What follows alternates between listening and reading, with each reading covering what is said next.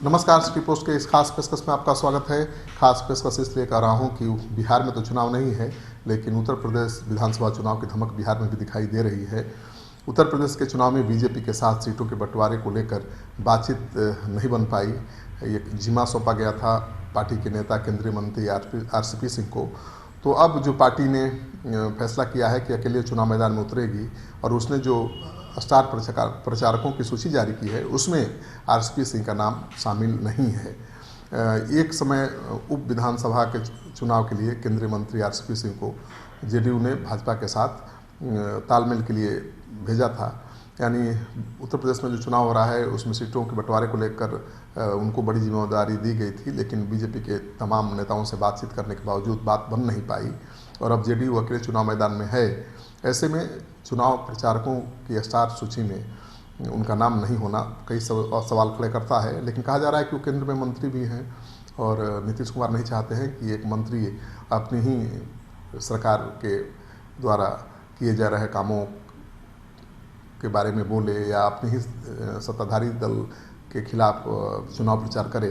वैसे चुनाव अलग जेडीयू लड़ रही है तो जेडीयू के नेता तो चुनाव प्रचार करेंगे ही, लेकिन डायरेक्ट सीधे मैदान में उनको उतारने से बचने की कोशिश की गई है।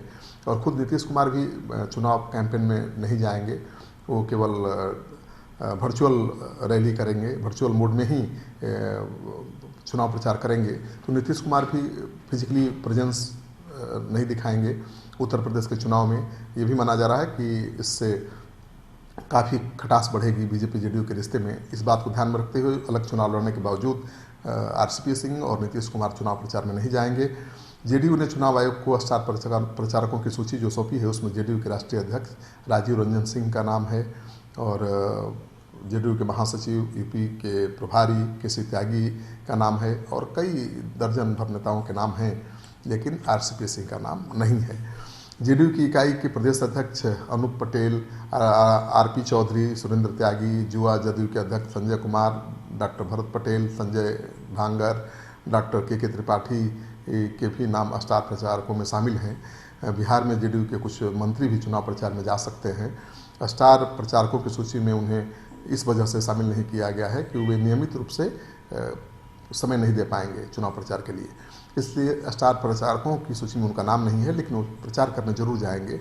जिस बिरादरी का नेता होगा, मंत्री होगा, उस बिरादरी के प्रभाव वाले इलाके में जरूर चुनाव प्रचार करने जाएगा।